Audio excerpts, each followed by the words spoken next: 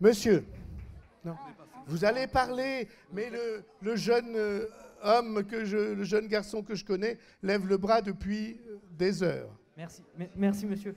Merci. Déjà, en fait, je voulais parler tout à l'heure sur la sécurité sociale. La sécurité sociale, c'est pour moi, en tout cas, un outil de redistribution des richesses. Et je sais que quand ça a été créé déjà par des travailleurs. Je ne sais pas si vous le savez, mais c'était les travailleurs qui géraient les caisses des cotisations sociales et de la sécurité sociale. C'était nous tous, hein, on gérait quand même 30% de l'économie, ou 25%, je ne sais plus trop, mais vous le savez sûrement. En 1946, ça a été créé d'ailleurs par des travailleurs, pour des travailleurs, et au fur et à mesure, forcément, l'État et le grand patronat a repris les mains de la sécurité sociale, et puis maintenant on appelle les cotisations les charges sociales. Et maintenant, on trouve que ça devient n'importe quoi. On parle de trou de la Sécu, alors que ce n'était pas fait du tout pour ça de base. Et en fait, je voulais simplement vous dire qu'il fut un temps où on a géré quand même 30% de l'économie. Et ces 30% de l'économie-là, quand on les a gérés, on a quand même fait énormément d'avancées sociales. Et simplement 2 secondes en ayant le contrôle de ces sécurités sociales, parce qu'en 67 on nous les a enlevées dès que c'était possible, eh bien on a fait reculer, on a fait avancer l'espérance de vie, on a fait énormément de choses bien. Après voilà, je ne suis pas expert, je suis qu'un jeune un peu con, mais voilà. Donc du coup j'ai fait des recherches. Cet adjectif est inutile. Je suis désolé monsieur, je suis désolé. Du coup j'ai fait des recherches pour savoir comment était gérée notre sécurité sociale et comment tout ça a été géré et comment on gérait notre distribution des richesses. Et après je tombe sur un article du Figaro, j'espère que c'est une source fiable. Ça, on ne peut jurer de rien. Si le correspondant ou la correspondante du Figaro dans la salle, qu'elle ne note pas cette remarque. Ok. Et là, on remarque que c'est pas... attendez 2 minutes. Ah oui, non. Ah oui, d'accord. Ça monte à plus de 27 milliards d'euros hein, d'allègement de la sécurité sociale. Dedans, il y a 22 milliards qui ont été des allègements, en réalité, de la cotisation patronale. Ce que vous appelez charge. Et tout ça, ça a été fait au nom de remotiver et redynamiser la compétitivité. Et cette compétitivité, vous savez quoi ? Vous savez quoi ? Eh ben, ça n'a pas créé des emplois. Désolé, c'était pour la blague. Mais tout simplement, là, je me demande si au final, on serait pas mieux à gérer cette sécurité sociale. Parce que peut-être que là, on pourrait... Non, excusez-moi, madame, simplement, parce que là, peut-être qu'on pourrait réfléchir et dire, et si on allait chercher l'argent, par exemple, dans les 57 milliards du CAC 40. Ah, je suis désolé, c'est qu'une petite idée, mais en allant chercher cet argent, qu'est-ce qu'on pourrait faire ? On pourrait, par exemple, subventionner les bas salaires que les PME, les petites entreprises, ne peuvent pas payer. Et donc, après, c'est qu'une idée. Et vous savez, je suis qu'un jeune, voilà. Mais j'espère simplement m'être fait entendre et que... Je ne sais pas s'il y a des gens d'accord avec moi dans cette salle. Hein. Mais, voilà, finalement, les travailleurs, les travailleurs, nous tous, en fait, serions-nous pas plus aptes à gérer les caisses de la cotisation sociale, de la sécurité sociale, comme on l'a déjà fait d'ailleurs, et ça marchait très bien, et ne serions...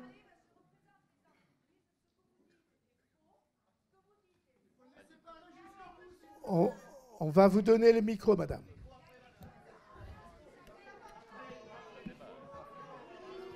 Chut.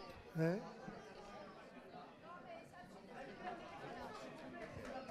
Excusez-moi, mais ça fait un moment que j'écoute tous vos propos. Alors moi, je ne suis pas ici comme une citoyenne, je suis ici parce que je représente une organisation professionnelle patronale du transport routier et que par ailleurs, je représente... Mais vous haïssez les chefs d'entreprise au point de les moquer. Voilà. Simplement, il y a un truc qui s'appelle le paritarisme, qui date effectivement, comme vous l'avez dit, de 1946. Et le paritarisme, c'est la gestion.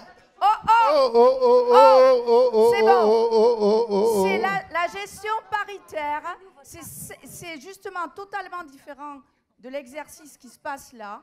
C'est-à-dire, c'est des gens qui ont des intérêts différents ou des fois des intérêts opposés qui trouvent ensemble un consensus pour gérer une richesse commune. La richesse commune, c'est les cotisations et la richesse, elle vient des entreprises et des salariés qui travaillent dans ces entreprises.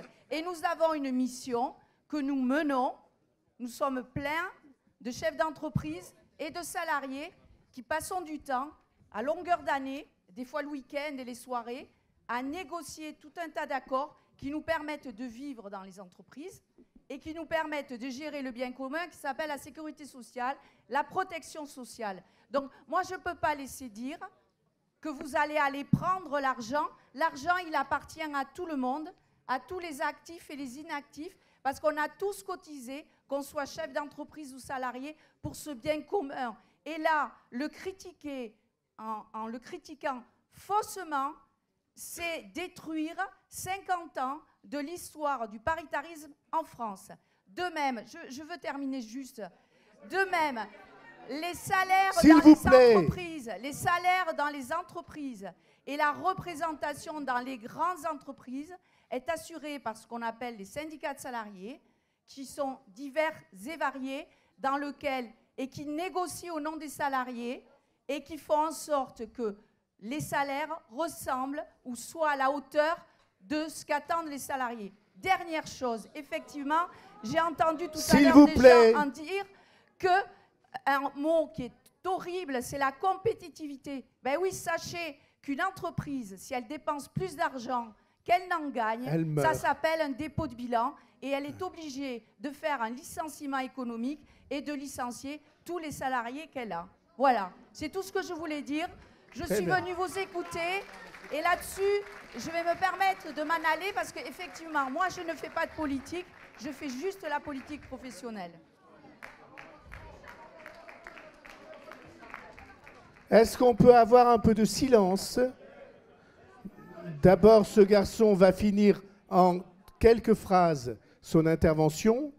Donc déjà, le paritarisme, ça a été institué en 1967, non pas dès la création de la sécurité sociale. Merci, madame. Après, bon, on va continuer quand même. J'adore la sécurité sociale. Pour moi, la sécurité sociale, c'est la plus grande avancée qu'on ait puisse faire. Mais qu'est-ce qui s'est passé? C'est vous qui avez repris la main. Et puis vous après, vous êtes... je ne sais pas exactement ce que vous êtes, madame, mais je parle surtout du grand patronat. Hein. Et c'est surtout le grand patronat, et c'est surtout pour leur intérêt que ça a été repris, les mains. Et ça a été justement démoli, et on est en train de le démolir de plus en plus. Moi, ce que je propose, madame, c'est qu'on revienne au rudimentaire, à ce qu'on a déjà fait, reprendre les contrôles de la sécurité sociale et faire une vraie démocratie, parce que reprendre le contrôle de la sécurité sociale, c'est aussi pouvoir laisser aux travailleurs, aux ouvriers, à nous tous, la possibilité d'avoir un rapport de force, parce que c'est un rapport de force avec le patronat. Le patronat veut faire le plus de profit possible. Nous, on veut quand même avoir des salaires pour bien vivre. Pour ça, il faut qu'il y ait un débat égal et il faut qu'on puisse au moins pouvoir exiger de véritables salaires. Voilà, après, chacun ses idées, c'était simplement les miennes. Les travailleurs savent très bien gérer l'économie. Merci. S'il vous plaît. Alors, je vais peut-être répondre à ce monsieur. Donc, la sécurité sociale est gérée par la CNAM. Elle est sous un budget de l'État. Nous sommes dans chaque CPAM de France, il y en a 140. Nous sommes paritaires autour de la table, mais depuis maintenant 12 ans, nous sommes sous ce qu'on appelle une gouvernance. La responsabilité de la gestion des caisses est bien au niveau de la CNAM. Alors quand je dis le paritarisme, c'est les syndicats employeurs, comme tous les syndicats salariés. Nous participons à la gestion de cette caisse, nous la vérifions, nous la contrôlons. Par rapport à ce qu'a dit ce monsieur, ce qu'il faut savoir, c'est par rapport aux cotisations patronales et salariales qui sont sur les salaires. C'est l'URSSAF qui précompte, qui est l'organisme de recouvrement, et qui, selon un pourcentage, va aller les redistribuer auprès de la CPM, de la CAF en principal. Après, au niveau de... il faut, si c'était si simple que nous citoyens, on pouvait gérer une caisse, la sécurité sociale, je pense que les solutions, elles auraient été trouvées depuis très très très longtemps. Il faut savoir quand même que dans cet organisme, je répète, je suis complètement bénévole. J'y suis depuis à peu près une vingtaine d'années. Quand j'ai commencé, on était à peu près à des déficits au niveau sécurité sociale de plus de 20 milliards. On a passé le cap enfin cette année où il n'y a plus de déficit au niveau de la sécurité sociale par des méthodes de gestion, oui, de comptabilisation, des efforts de la part de tous, des réformes qui ont été faites. Donc, et moi, je suis contente qu'enfin notre régime de sécurité sociale ne soit pas encore bénéficiaire, mais on arrive à l'équilibrer et on arrive à garder quand même ce système qui est formidable. Quand chacun a besoin, eh bien, tout le monde dans ce pays peut soigner gratuitement. Donc, il faut savoir. Certes, monsieur, vous payez dans vos cotisations, mais il faut savoir que, par exemple, le budget de votre sécurité sociale sur Pau, c'est 1 milliard d'euros. Voilà. 1 milliard sur Pau. Je parle bien sur Pau. Voilà. Donc, c'est vrai que tout ça, ça a un coût. Mais quand on est les uns et les autres, quand on est malade, quand on a besoin de soins, quand on a besoin de traitements, tout à l'heure, je parlais de situations qui sont de plus en plus complexes. Malheureusement, on a de plus en plus de maladies qui sont dites maladies orphelines, qui demandent des traitements qui sont extrêmement coûteux. Et là, la solidarité nationale, elle agit, et tant mieux. Donc, s'il y avait des solutions très, très simples, je pense qu'on les aurait trouvées depuis longtemps. Je peux franchement vous assurer, il y a eu vraiment des progrès qui ont été faits sur la gestion, puisque maintenant, je vous le dis, notre régime n'est plus en déficit. Voilà.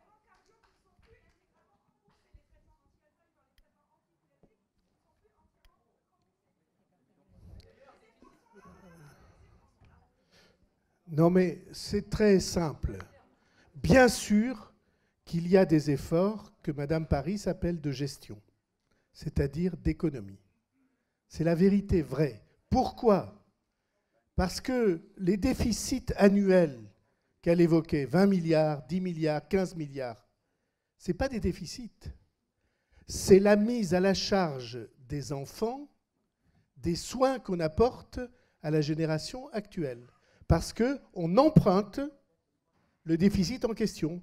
20 milliards, 10 milliards, 5 milliards, 25 milliards, ça veut dire 25 000 millions, hein, 25 000 fois 1 million.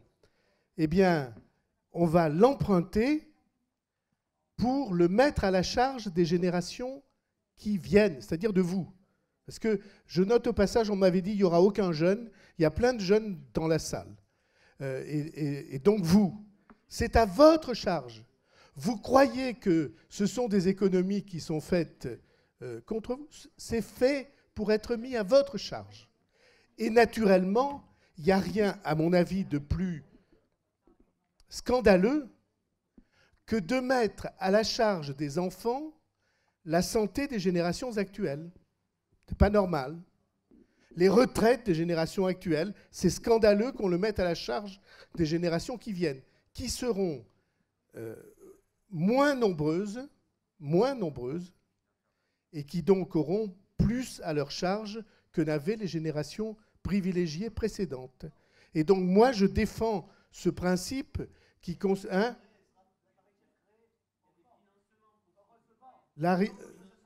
Eh bien, je ne suis pas d'accord. La richesse créée, elle augmente de 1,6%.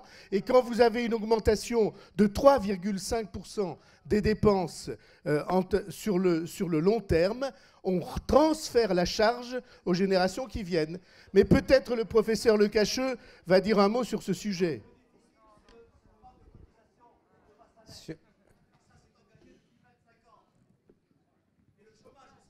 Bah, oui. C'est ce que j'allais dire. C'est quand même la baisse des recettes de la sécurité sociale, c'est en grande partie lié au fait que le chômage a augmenté, et qu'il y a un chômage de longue durée, et que du coup... et en plus, on a allégé les cotisations sur les bas salaires. pour alléger le coût du travail sur les personnes les moins qualifiées. Et ça, c'était, je pense, une nécessité. C'est aussi d'ailleurs des politiques qu'on observe. Oui, on peut ne pas être d'accord, évidemment. C'est aussi une politique qu'on observe à peu près dans tous les pays. Mais je voulais revenir sur la sécurité sociale, parce que je crois que ce qui a été dit est quand même très important. Il faut bien prendre conscience du fait que la France est le pays du monde qui a les dépenses sociales les plus élevées. Et donc, ça veut dire aussi qu'il faut les financer d'une façon ou d'une autre. Et c'est aujourd'hui parfaitement clair. Sur les dépenses publiques, vous avez à peu près 1200 milliards chaque année de dépenses publiques. Et sur les 1200 milliards de dépenses publiques, il y a déjà à peu près 750 milliards qui sont des dépenses de protection sociale, avec les retraites en premier et l'assurance maladie en deuxième. Et donc ça doit bien être financé par quelque chose. Alors après, il y a évidemment un débat possible sur qui paye, comment on finance ça, et ça c'est tout à fait légitime d'avoir ce débat, bien sûr. Mais il ne faut pas oublier que ce montant-là, eh bien, il faut le financer. Ça, c'est ce qu'on appelle la solidarité nationale. J'ai parlé de la retraite et de la maladie, mais il y a aussi évidemment le chômage, les différentes allocations, etc., etc. Donc, quand on dit, par exemple, les dépenses publiques sont très élevées en France, oui, elles sont très élevées, mais elles sont très élevées parce que nous avons le système de protection sociale le plus développé et donc aussi, voilà. Non, ce ne sont pas des intérêts pour les banques, là, en l'occurrence. C'est un système de protection sociale qui est financé par des prélèvements dont une partie sont des cotisations, dont une partie croissante est représentée maintenant par la CSG aussi, comme vous le savez. Et donc la CSG, ça sert à ça. Ça sert à financer l'assurance maladie, essentiellement. Voilà. La CSG, elle est faite pour ça depuis le début. C'est Michel Rocard qui a inventé ça. Et d'ailleurs, ça s'appelle cotisation sociale généralisée.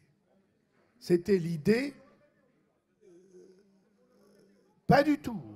Vous confondez avec la vignette automobile. Vous mélangez. La vignette automobile, c'était soi-disant fait pour les retraités, mais la CSG, c'est des cotisations sociales qui étaient faites pour financer la Sécu. Je n'oublierai personne. Je ne vous oublierai pas.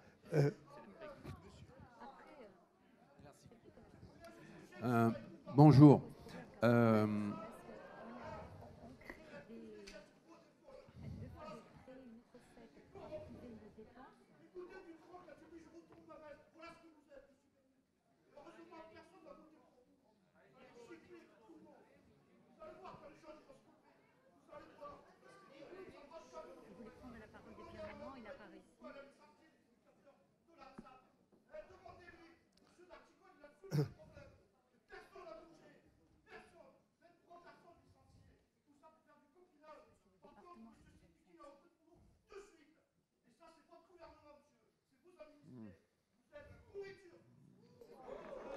Très bien.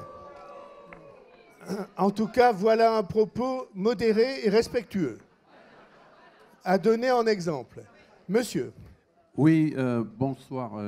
Bon, je tenais à prendre la parole, même si ce n'est pas ma tasse de thé, pour parler de la gravité du chômage. Le chômage n'est pas du tout mesuré à sa juste gravité, puisque tout ce dont on parle depuis le début, que ce soit cette dame commerçante dont le mari avait dû reprendre une activité parce qu'il ne trouvait pas d'emploi, si je me souviens bien, tout ce dont on parle, les problèmes de remboursement, de retraite. Là maintenant, je crois qu'il y a une loi qui vient de repousser l'âge de la retraite. Alors on nous fait croire que c'est parce qu'on vit plus, alors qu'on ne vit pas plus. Pas plus longtemps. Non, ça s'est arrêté. On ne vit pas plus longtemps. Ça s'est arrêté. Le problème, c'est le chômage, puisque, par exemple, notre industrie représentait 30% de la population active il y a peut-être 30 ans. Maintenant, c'est seulement 13%, c'est-à-dire moins que les Espagnols. Et quand on sait que pour chaque emploi industriels perdus, il y a 3 emplois induits qui sont eux aussi perdus, qui disparaissent. Donc on imagine l'énormité. De toute façon, tout ce que nous avons sur nous, tout ce que nous utilisons au quotidien vient d'ailleurs. Et que nous faisions avant. Avant, nos lave-linges venaient d'ici, les télévisions venaient d'ici, tout venait d'ici. Maintenant, il n'y a plus rien. Donc tout ça, c'est des cotisations patronales par milliards qui ont disparu. Et donc on voit que tout ce dont on parle depuis le début des Gilets jaunes, tout ce dont tout le monde parle, c'est lié à la perte d'emploi et au chômage. Que ça soit aussi les services publics, on voit bien qu'on a de moins en moins de services publics. Partout, on ferme telle ou telle chose, que ce soit des impôts, des maternités, des hôpitaux, etc. Autrefois, tout ceci était financé. Maintenant, ça ne l'est plus. Pourquoi? Parce que ces chômeurs ne cotisent plus, il n'y a plus de patron en face d'eux pour cotiser, ils ne payent plus d'impôts ou moins d'impôts, donc des rentrées fiscales en moins. Le chômage, c'est quoi? Si on compte toutes les catégories de chômeurs, plus les RMistes, c'est 8 millions de personnes minimum. C'est 30% de la population active. 30% de la population active. Il faut que ce chiffre soit bien entendu. Et il est vrai, je l'ai vérifié et je l'ai calculé. 30% de la population active en France se trouve privée d'emploi. Donc, tout ceci, ça vient de quoi? Ça vient de tous ces accords de libre-échange que nous avons signés principalement dans le cadre européen. Nous appliquons le libre-échange avec des pays qui, eux, ne l'appliquent pas du tout. En Chine, si vous voulez vendre quelque chose en Chine, la plupart du temps, il faut le fabriquer sur place et en plus donner le savoir-faire. Donc, tout ceci est complètement aberrant. On marche sur la tête. Si nous continuons, nous ne serons plus qu'un gentil pays touristique comme la Grèce, sauf que le tourisme ne fait pas vivre 67 millions d'habitants. Quelques millions, 1 ou 2, tout au plus. Donc, le processus que vous voyez actuellement, de baisse, d'allongement de l'âge de la retraite, de diminution des retraites par la désindexation avec l'inflation, vis-à-vis de l'inflation, et tout ce que vous pouvez imaginer, tout ceci vient du chômage. Tout ceci va continuer à s'aggraver. Dans 10 ans, ça sera pire, et dans 20 ans, encore pire. Voilà. Et on nous met en concurrence avec des gens qui gagnent 3 fois rien. Donc, évidemment, on ne peut pas être compétitif. Donc, tout cela, je voulais vraiment appuyer sur ce problème du chômage, y compris, on a parlé tout à l'heure d'EHPAD, on a parlé d'infirmières. Tout ceci est lié. Tout ceci est lié. Ces gens dont les emplois ont disparu ne financent plus tout ça. Donc, c'est lié à cela. Donc, si on reste dans ce système de libre-échange complètement échevelé, sans qu'il y ait la moindre possibilité de se protéger au minimum vis-à-vis des pays qui n'appliquent pas le libre-échange, puisque tous ces pays asiatiques, la plupart, se protègent un maximum. Donc tout ceci, c'est extrêmement grave. Après, j'ai vu qu'il y avait des... Après, par rapport à ce qui a été déjà dit, donc on a parlé de la taxe d'habitation. Il y a aussi la taxe foncière. Je connais un monsieur portugais qui a refait sa maison de ses mains, qu'il a agrandi de ses mains. Il avait du mal à payer son impôt foncier. Il est à la retraite. On lui a dit, vous n'avez qu'à vendre. Voilà. Donc, il y a aussi des gens qui ont quelque chose et bon, ils se retrouvent aussi dans la misère et ils ne sont pas aidés, alors que la taxe d'habitation, elle, était dégrévée pour pas mal de gens. Le RIC, beaucoup de gens ici ne savent pas qu'en Suisse, il y avait un référendum d'initiative citoyenne et que comment ça marche? Ça existe depuis environ 120 ans. Les gens peuvent faire une pétition. Cette pétition va au Parlement. Si le Parlement accepte cette pétition, eh bien, ça s'arrête là. Si le Parlement la refuse, eh bien, il y a un référendum qui est mis en place par Internet, ça se passe, donc c'est simple. Et donc, les Suisses peuvent être interrogés plusieurs fois par an sur des sujets qui les concernent.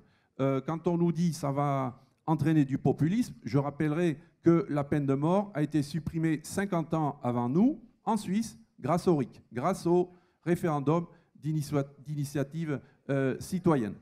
Voilà. Bien, merci beaucoup. Si on cherche un pays anticapitaliste, en effet, la Suisse me paraît assez bien répondre à cette définition. Monsieur avec le bonnet orange, très bonne couleur. Oui, mais pour l'instant, les femmes ont l'avantage. Je compte. Oui, c'est vrai. C'est vrai. Mais merci en tout cas de m'avoir donné le micro enfin. Bonsoir Monsieur Bayrou. J'ai rien contre vous. Voilà, je vous ai vu à plusieurs représentations quand vous avez signé votre livre, etc. Je vous aime plutôt pas mal, ça va. Mais voilà, j'ai rien contre lui. Moi, je suis là aujourd'hui pour faire une petite revendication. Je voudrais savoir pourquoi vous avez attendu que les Gilets jaunes grognent pour vous rendre compte que, en fait, la France allait mal. Je sais pas si on n'avait encore rien dit. Je pense que ça aurait continué encore des années. Et c'est juste ça, en fait, que je voudrais savoir. C'est savoir juste ça. Je vais vous répondre. Je ne sais pas si vous avez suivi la vie politique de ces dernières années en France. Oui. Je prends l'exemple du sujet que monsieur a indiqué dans une campagne présidentielle précédente où je me présentais. Un des thèmes que j'avais indiqué, c'était produire en France. C'était un thème dominant de ma campagne parce que je pense en effet qu'il y a du vrai. Alors moi, je ne crois pas qu'on puisse fermer les frontières. Parce que si on ferme les frontières, on va à la catastrophe. Il y a un exemple que moi j'aime à citer et auquel peut-être on pourrait réfléchir. Il y a un pays que vous avez cité, qui est la Grèce, dans lequel il y a un chef de gouvernement qui a gagné les élections à la tête d'un parti d'extrême gauche qui s'appelle Syriza, ça veut dire réunion de tous les partis d'extrême gauche, Syriza. C'est l'acronyme. Et il s'est présenté sur le thème faut arrêter d'obéir à l'Europe et il faut supprimer la dette. Et puis, il y a un combat qui est né. Il a négocié durement avec l'Union européenne. Il n'y est pas arrivé. Alors, il est allé plus loin. Il a convoqué un référendum des Grecs, un dimanche de juillet, sur le thème « Si vous votez oui, ou non, je crois que c'était « Est-ce que vous approuvez les réformes demandées par l'Europe ?» Si vous votez non, eh bien, j'irai jusqu'au bout et je refuserai d'appliquer ces réformes et ces règles qu'on veut m'imposer. C'était un dimanche de juillet. Le jeudi, il a signé tous les accords qu'on lui proposait. 65% des voix ont voté non, comme il le demandait, et il est allé, Alexis Tsipras, que je ne prends pas pour un menteur, ni pour un traître à ses idées. Pourquoi ? Oh, parce qu'il s'est aperçu d'une chose qui est extrêmement simple. Quand vous êtes un pays qui vit ou qui est obligé pour vivre d'emprunter, alors il faut qu'on vous prête de l'argent à un taux raisonnable.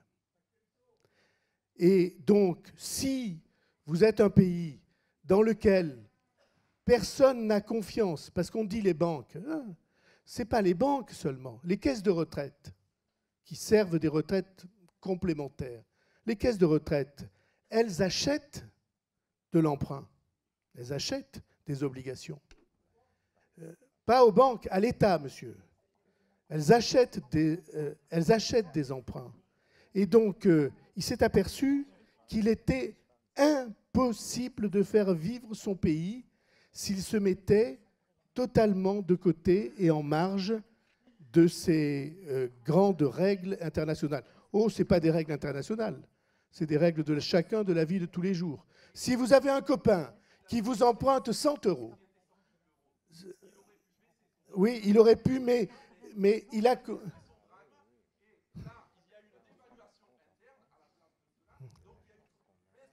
C'est votre thèse. C'est votre thèse. Il se trouve. Il se trouve.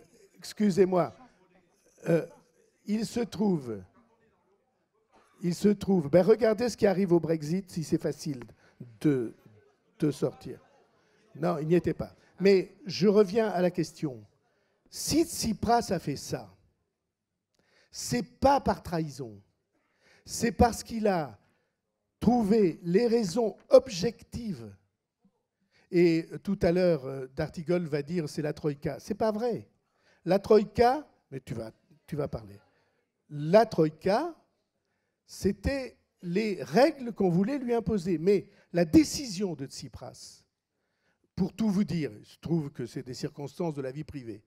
J'étais avec Jean-Luc Mélenchon au moment même où on a annoncé à la télévision, chez des amis, au moment même où on a annoncé à la télévision que Tsipras allait signer le jeudi après le référendum du dimanche. Et c'était pour lui une tragédie. Mais qui avait été trompé dans cette affaire?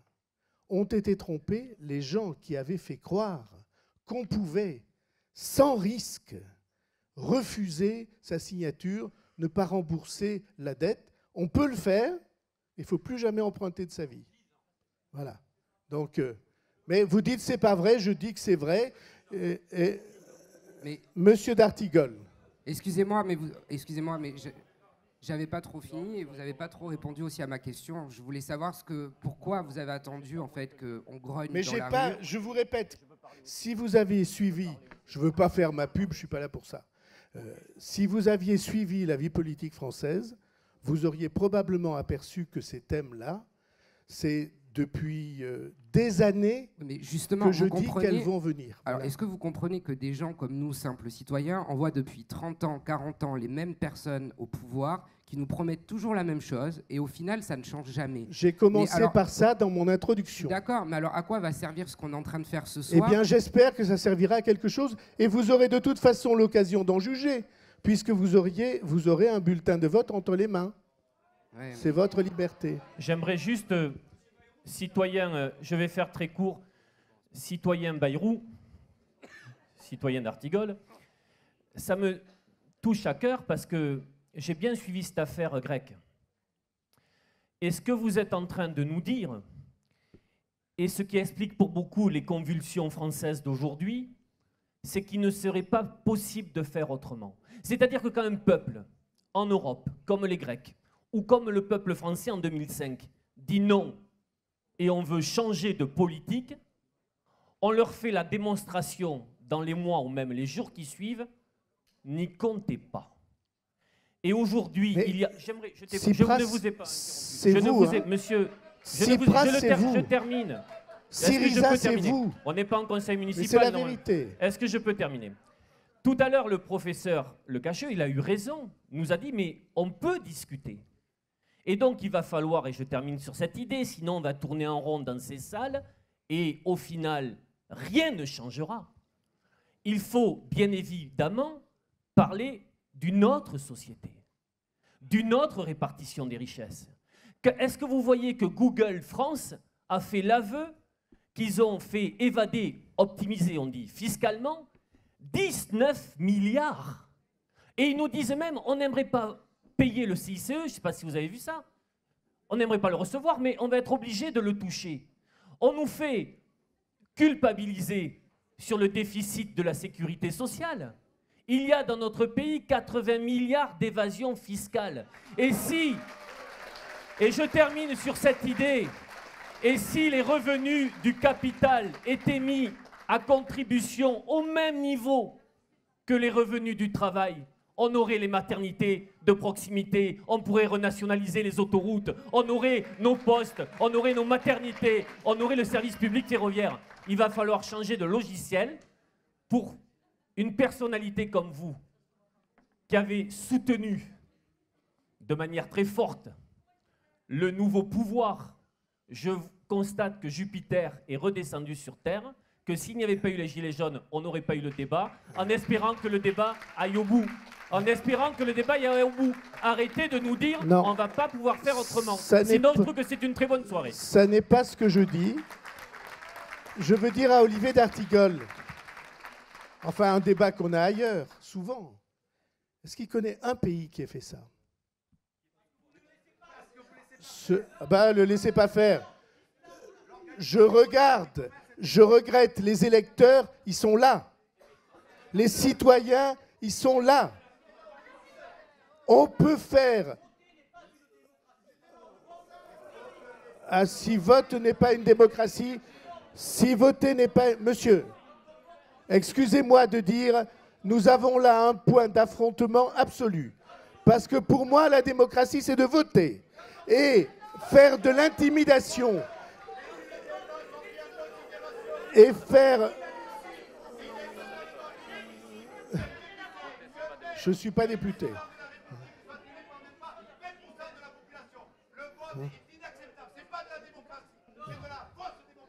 Eh bien, excusez-moi. Oh, oh, si tu ne veux pas voter, tu votes pas. Eh bien alors. Eh bien alors. Très bien. Dans ce cas-là, mon affirmation est simple. Il n'a aucun droit de vie et de mort, heureusement. Alors, est-ce que...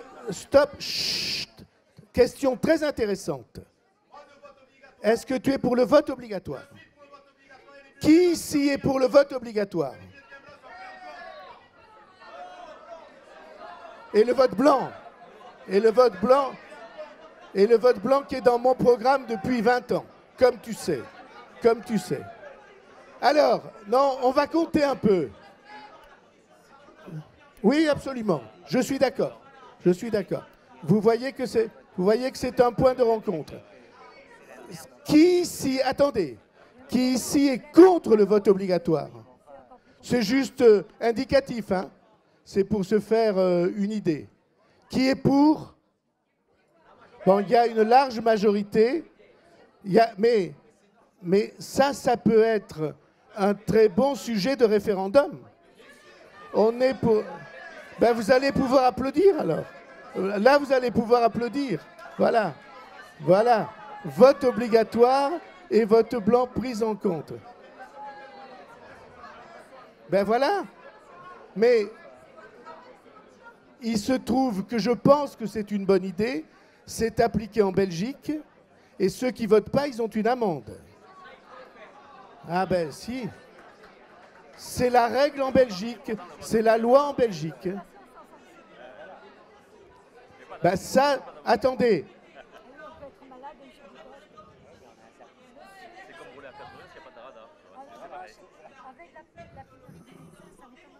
Oui, ça... Bon. Très... Chut. Oh, oh. On peut avoir un peu de silence? On peut avoir de silence? Et à Emmaüs, pareil. Et à Emmaüs, pareil. Ah, le seul endroit où il ne veut pas de référendum révocatoire, c'est à Emmaüs. Voilà. Bon. On va faire un peu de silence. Chut. Tu vois, c'est toujours là qu'on touche la limite. Bon. Monsieur. Chut.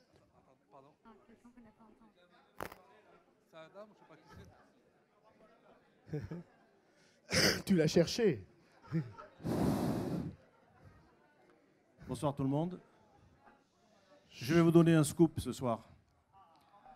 Vous savez que M. Bayrou appartient à la majorité présidentielle. Bon. Demain, le président de la République, qui suit très bien le débat national qu'il a ouvert lui-même, il va l'appeler. Alors, comment ça s'est passé hier soir, François? Ah ben, la salle était comble. Ah, l'ambiance était bonne? Ah oui, oui, c'était bien. Il y avait des gilets jaunes? Oui. Et alors, qu'est-ce qu'il en est sorti? Oh ben, dis donc, 500 problèmes sont ressortis. Ah, bon, ça c'est bien, je les connais à peu près parce que ça fait un moment que j'écoute. Et est-ce qu'il y a eu des propositions concrètes que je vais pouvoir prendre en compte pour tâcher de sortir de cette crise à la sortie du débat national. Est-ce qu'il y a eu des propositions concrètes? Tu peux me les donner là rapidement? On vient d'en avoir une là. Alors, il y en a, oui, il y en a une là. Il y en a deux ou trois. Deux, trois. Oui, oui, c'est bien. Voilà, mais demain, il va surtout lui demander qu'est-ce qu'il y a eu comme proposition. Et alors, moi, je pense qu'il y a tellement de propositions, tellement de sujets à traiter qu'il y en a pour 3 ou 4 quinquennats au moins, pour nourrir, qui vont être nourris par rapport à ce débat national. Mais il y a un point que j'observe depuis le début, et l'autre jour, j'ai eu une discussion sur une manif Gilets jaunes, c'était dans la Poste il y a 3 semaines, et j'ai discuté longuement avec un garçon qui conduisait une camionnette, et il me dit, ouais, tu comprends, c'est dégueulasse, Macron, il fait payer les pauvres, et il fait des cadeaux aux riches. C'est l'histoire de l'ISF. Et c'est l'histoire de, on a augmenté la CSG pour les petits retraités, et puis les autres, d'entrée de jeu, mais on n'a pas attendu, hein, on leur a fait le cadeau fiscal. Et après, quand on pose la question dans les débats, les maires, les citoyens, ils posent la question au président de la République, bon, on connaît le profil du président de la République, on sait comment il fonctionne par rapport à la problématique financière diverses et variées, françaises et mondiales, et il est très embêté avec ce sujet, parce que lui, s'il revient là-dessus, il fait un 180 degrés par rapport à un des piliers du lancement de la politique qu'il a cherché à mener. Donc il est coincé, il y a un vrai divorce là, et il a dit dans un débat il y a quelques jours, c'est pas un totem, c'est pas un tabou, on peut parler de l'ISF, c'est pour ça que j'en parle, mais il va être très très très emmerdé pour pouvoir accoucher de quelque chose qui l'aide à sortir de l'ornière par rapport à ce sujet. Bon, c'est pour ça que je veux lui faire une proposition là-dessus. Je vais vous parler des riches. Les riches ne sont pas plus cons que nous. Je parle des très riches. Et en général, quand vous avez de l'argent, beaucoup d'argent, je ne parle pas de celui qui a 1 million d'euros, des millions d'euros, des dizaines de millions d'euros, il y a des gens qui ont des centaines de millions d'euros, il y a des gens qui ont des milliards même. Bon. En général, vous n'avez pas que des actions dans les sociétés françaises ou d'ailleurs. Vous diversifiez. Donc, vous investissez dans la pierre. Et puis après, vous investissez dans autre chose, dans des obligations, dans des emprunts, et puis vous en risquez une partie dans les actions. Mais vous avez automatiquement de l'investissement dans la pierre. Et plus vous êtes riche, et plus vous en avez, automatiquement. Et je me souviens quand le président Mitterrand a créé l'ISF, impôt sur la fortune, ben, c'était une vraie mesure de gauche. Le peuple qui n'avait pas d'argent s'est dit, ça c'est bien, on va aller prendre un peu de pognon aux riches, de toute façon ils en ont tellement, ça ne va pas les rendre pauvres, et on va pouvoir s'en servir pour financer, mettre l'argent là où il y a besoin d'argent. Et on sait, tout le monde en a parlé, il y a besoin vraiment d'argent dans plein d'endroits. Alors une erreur de forme qui a été prise par le gouvernement le jour où il a supprimé l'ISF, c'est que même sur l'ISF qu'il a gardé sur le patrimoine immobilier, il en a changé le nom. Donc on dit, il n'y a plus d'ISF. Il a changé le nom de l'impôt qui est demeuré avec le même barème sur le mobilier. Alors il y a 2 chiffres qui circulent qui sont importants et qui sont martelés sans arrêt et qui sont des chiffres importants. C'est-à-dire que quand on dit le cadeau aux riches, c'est 3,5 milliards d'euros, ça parle aux gens maintenant. Parce que maintenant, on sait ce que c'est que des milliards d'euros. On sait que la dette, il y a la flat tax, mais je ne vais pas compliquer le débat. Bon, donc on sait que la dette, c'est 2200 milliards, mais 3,5 milliards sur un budget de l'année, c'est quand même quelque chose qui compte. Bon. Alors comment fait-on, quand on s'appelle M. Macron, pour dire, bon, il faut que je fasse quelque chose, mais je ne peux pas taxer comme ça, revenir sur ce que j'ai fait par rapport à ce qui est investi dans les actions avec du risque. Ben, ce n'est pas compliqué. Il suffit d'augmenter le barème et de le prolonger sur la possession immobilière. À l'heure actuelle, pour ceux qui ne savent pas, l'impôt sur l'immobilier, vous avez le barème, madame, je crois que ça commence à 1 300 000 €, et c'est un petit taux, c'est 0,5, et ça monte jusqu'à 1,5%. Et donc, tous les ans, il faut payer ça. Alors, en général, ils n'ont pas à vendre leur maison ou leurs immeubles pour payer cet impôt. Ils ont assez de liquidités par ailleurs pour le financer. Bon, donc, moi, je propose que là, il y ait un transfert de ce qui a été donné d'un côté pour le récupérer pour le financement de l'État sur la partie immobilière.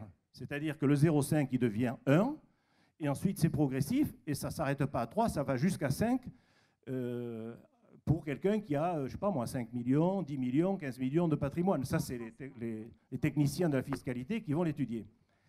Et pour ce qui est des investissements financiers, les actions, on dit toujours, oui, mais ces gens-là, quand même, ils prennent des risques. En fait, ils prennent des risques, oui, mais ces risques sont quand même très, très bien calculés. Parce que ce n'est pas des boursicoteurs. Quand ils ont des grosses surfaces financières, ils ne sont pas des boursicoteurs qui risquent de tout perdre. Ce n'est pas vrai. Ils ont une technique qui fait qu'ils ne risquent jamais tout. Et là où ils risquent de perdre un petit peu, ils ne revendent pas. Donc, ils n'enregistrent pas les pertes. Par contre, dès qu'ils ont pris des plus-values, hop, vous avez entendu, là, on prend des plus-values, on les engrange et on augmente son capital. C'est comme ça que vous voyez que 1% de la population, même s'ils ne sont pas brillants, même si ce n'est pas des hommes d'affaires extraordinaires, simplement parce qu'ils ont beaucoup d'argent, leur fortune, vous la voyez monter. Monsieur le plus riche de France, c'est là, monsieur Arnaud, il ne sait pas pourquoi, mais sa fortune, elle s'est envolée comme s'il n'avait pas assez de milliards. À mon avis, il sait pourquoi. Oui, lui, il le sait parce qu'il connaît, il sait comment marche le système. Mais moi, je voudrais qu'on arrive à corriger ça. Alors, on vous dit, non, non, on ne peut pas, on ne peut pas, on ne peut pas. Si, on peut. On peut épargner, peut-être, les investisseurs en actions pour des portefeuilles relativement modestes qui concernent tous les gens, qui concernent les assurances-vie, etc. Mais à partir d'un certain seuil, je ne vois pas où est le problème de reprendre une fiscalité qui va même croissante. Ne vous inquiétez pas, on aura toujours quand même assez d'argent qui pourra être libéré de taxes et s'investir. Et on pourrait peut-être même faire une politique fiscale à deux niveaux, une qui est pour des investissements directs dans des entreprises, surtout un tissu de PME, alors que l'investissement qui va dans le grand casino mondial des bourses nationales, européennes ou mondiales, ça ne nourrit que la spéculation. Alors je ne suis pas du tout, d'extrême gauche, je ne préconise pas la révolution, mais je comprends que des gens disent on ne peut pas garder ce système, il faut le changer. Et là, je crois que le président Macron, il aurait un moyen habile de corriger cette erreur et de rétablir une mesure de justice. Alors, je ne vais pas déployer tout le reste des propositions, j'en ai comme ça, mais je les enverrai directement par mail. Envoyez-les-moi. Je vais en vous tout les cas, envoyer. moi, je veux dire que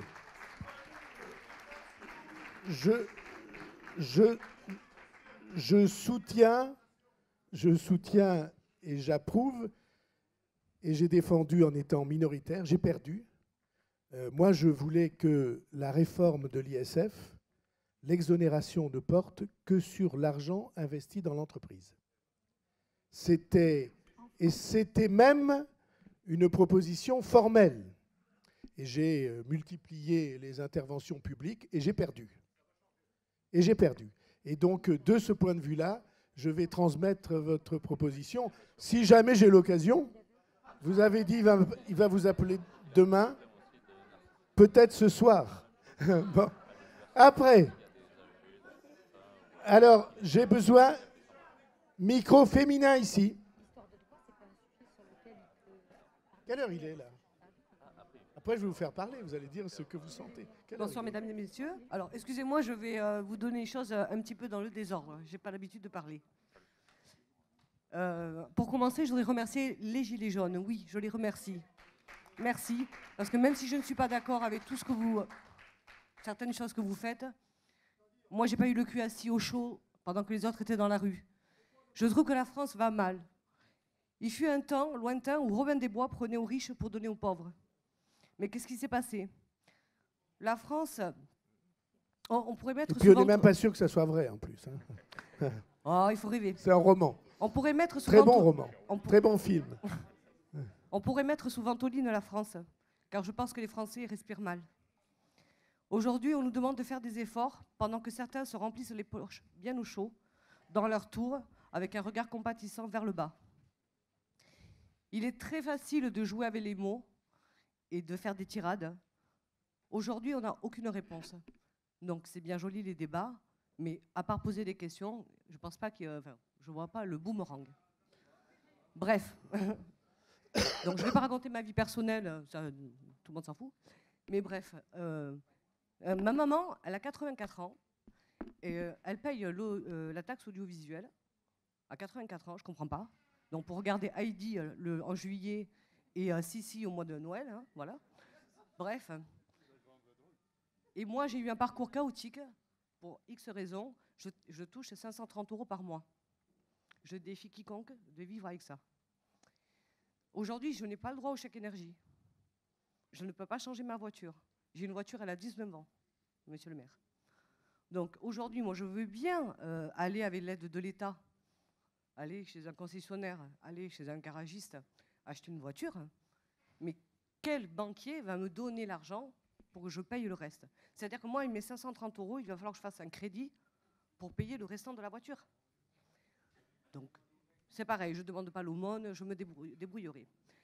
J'ai eu une vie où j'ai travaillé depuis l'âge de mes 16 ans, dehors. J'ai été maître chien pendant 15 ans. Donc, pendant que tout le monde dormait dehors, bien au chaud chez eux, moi, j'ai travaillé de jour, de nuit, les jours fériés, les dimanches. Aujourd'hui, j'ai fait une reconversion professionnelle. Donc, j'ai 46 ans.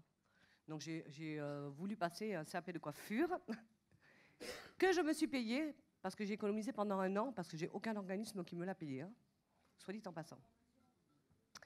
Donc, aujourd'hui, moi, à 46 ans, j'ai l'impression qu'on n'existe pas, qu'on est absolument rien, qu'on ne sert à rien, et que notre parcours de vie, les années d'avant, on n'est rien du tout.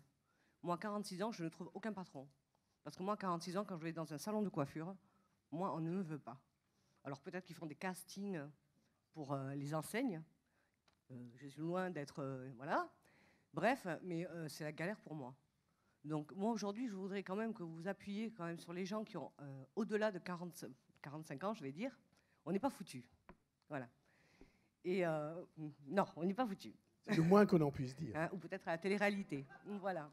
Mais moi, j'aimerais savoir, tout le débat d'aujourd'hui, mais ça va changer quoi, en fait? Est-ce que vous allez remonter très bien? Je vais remonter tout ça est enregistré. Voilà. Et après? Tout ça est filmé.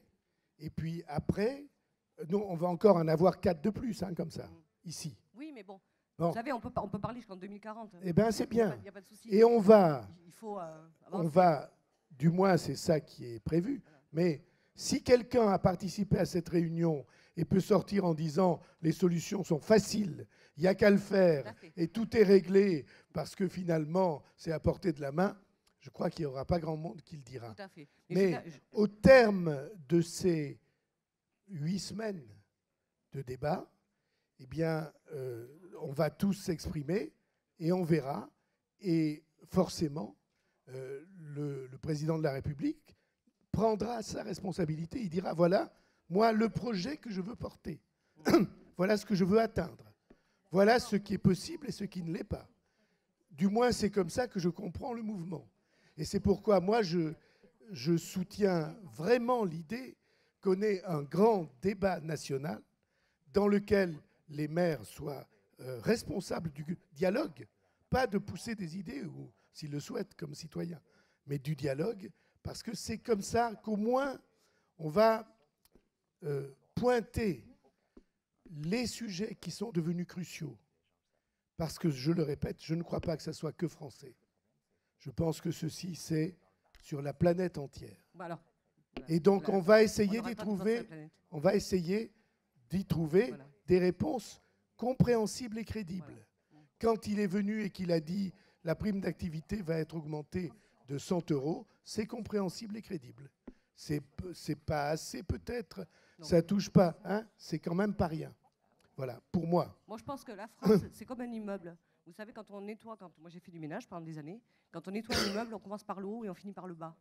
Donc, il serait temps que les gens se réveillent et ce n'est pas en demandant à nous qui sommes en bas de faire des efforts, en nous culpabilisant de ne pense pas à la planète. Personne n'a dit ça. En tout cas, je suis content. Non, voilà. Non. Personne n'a dit ça ici. Voilà. Personne n'a dit ça ici. Monsieur. Encore une fois, tout le monde parlera. Alors. Oui. Vous allez parler. Non, non, monsieur. Vous après. Non, monsieur là-bas. Voilà, monsieur qui n'était pas content tout à l'heure. Voilà. Je vous remercie, François Bayrou. Bonsoir. Bonsoir. En tant que Cévenol, je ne sais jamais si on dit Bayrou ou Bayrou. On dit Bayrou. On dit Bayrou. Je me corrigerai. Vous dites Bayrou comme on dit Bayonne. C'est facile. D'accord. Je salue les gens qui vous accompagnent et leur patience parce que depuis le début de la soirée, notamment pour ces deux Ils vont parler. Ça paraît être un petit peu tristouné. Voilà. Alors, je salue l'assistance, je salue les gilets jaunes. Je ne sais pas s'il y en a encore ici qui sont restés. Et comme tout un chacun, finalement, je salue le fait qu'ils ont planté un germe. Peut-être qu'au départ, ils ne le savaient pas, mais ils ont planté un germe. Et ce germe, finalement, en très peu de temps, il a rapporté au moins 10 milliards, c'est déjà pas mal. Le loto ne le donne pas, d'accord? Et puis, il a rapporté la chose que la nation, partout, et aussi, pour ce que j'entends parfois dans les médias, dans d'autres pays, les gens en parlent. J'ai cru comprendre que dans d'autres pays, au niveau des représentations, il y a des gens, comme Jean Lassalle, qui vont siéger avec le gilet jaune. Alors, si vous me permettez, ce sera mon premier point au gilet jaune. Je crois que le but est atteint. Il ne faut pas maintenant le gâcher par des actes irréfléchis. Premier point. Premier point. Deuxième point. Un petit sondage. Est-ce que ici, il y a des gens qui ont regardé hier soir le débat sur la deuxième chaîne? Oui? Voilà. Alors, à la suite de ce débat, j'avoue que je me suis senti un petit peu préoccupé parce que j'ai vu des gens que je connaissais, que je connais depuis longtemps, des politiques. J'ai vu des représentants syndicaux, tous très connus, et dont on connaît tous le langage et le contenu de leur discours.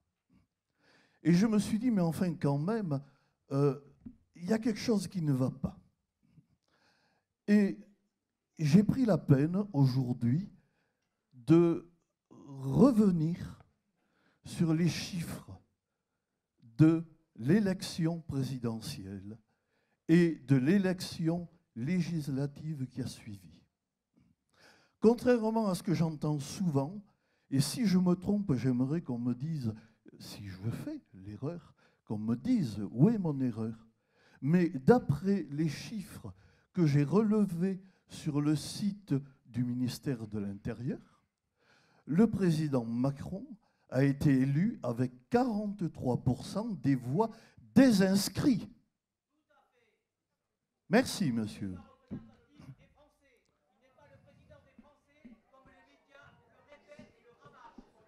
N'importe quoi. Allez. Ben écoutez, excusez-moi. Il se trouve que le candidat, la candidate en l'occurrence, qui lui était opposée, a fait la moitié de ses voix. Ben, ce que vous êtes en train de faire, c'est voter pour le choléra. Allez, avançons. Monsieur Bayrou, acceptez-vous de me donner la parole? Vous permettez, monsieur, que je termine? Alors, je vous remercie de votre intervention parce que vous venez de faire l'erreur que tout le monde fait depuis cette élection. Je vais vous le dire. Au premier tour de l'élection présidentielle, ce qui rejoint maintenant l'intervention de tout à l'heure sur les abstentionnistes, les votes blancs, les nuls, est-ce qu'on compte, mais voilà. Mais moi, j'ai compté tous les gens qui ne s'étaient pas exprimés, sans regarder quel était leur statut au moment où ils ont voté. Abstentionniste, vote blanc ou vote nul. Le résultat est le même, l'expression est la même.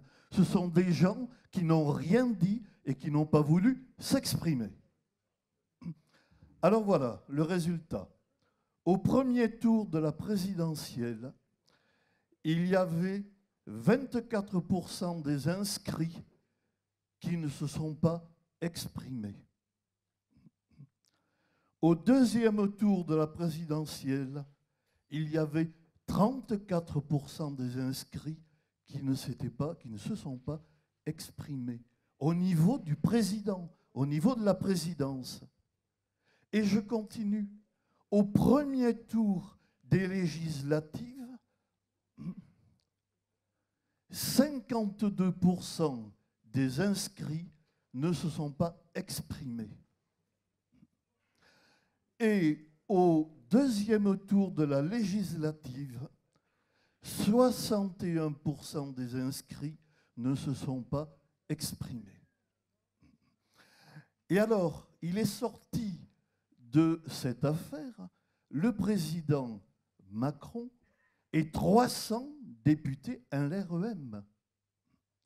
Et on a dit, les commentateurs ont longuement dit, c'est un vote de refus. Les gens, on vient encore de le dire, les gens se sont rabattus sur ceux qui... Bon. Alors, qu'est-ce que j'ai fait? Eh bien, j'ai considéré que les LREM étaient des votes de récupération et aussi secs. Je les ai rajoutés aux gens qui ne s'étaient pas exprimés. Et quand on fait ça, mes chers amis, on se rend compte que lors de cette élection, 77% des Français n'ont pas été d'accord, parce que vous allez en être surpris. On regarde toujours les résultats de son député. Mais à l'élection législative, il y avait l'extrême gauche, le Parti communiste français, la France insoumise, le Parti socialiste, le Parti radical de gauche, divers gauches, les écologistes, divers régionalistes, UDI, Union des démocrates et indépendants, divers droits, Debout la France, Front national et extrême droite. Ce qui veut dire que 77% des Français n'ont pas voulu de ces gens-là. C'est quand même quelque chose qui cause. Pardonnez-moi, François Bayrou, j'ai mis le modem avec le j'ai regroupé les chiffres. Donc, c'est quand même quelque chose qui est vachement parlant. Vous comprenez? Effectivement, mais ces chiffres-là, on ne vous les a pas présentés comme ça. Alors, fort de mon petit calcul, eh bien, j'ai regardé, c'est pour ça que je vous demandais qui a suivi le débat d'Antenne 2 hier soir. Et j'ai été, je vous le dirai honnêtement, terrifié. Parce que comme le disait ce monsieur, je ne sais pas s'il est encore là tout à l'heure, il y avait sur le plateau les personnes qu'on voit depuis 40 ans et que le peuple français a rejeté aux dernières élections. Vous comprenez? Moi, si je suis là ce soir, je vais vous le dire, je suis 60itard, parisien. Mais j'ai peur. J'ai peur parce que j'ai vu sur mon écran de télévision des images que je pensais appartenir à une époque où je n'étais pas né encore. Vous comprenez? Des visages tordus par la haine, des discours incohérents. C'est pas possible.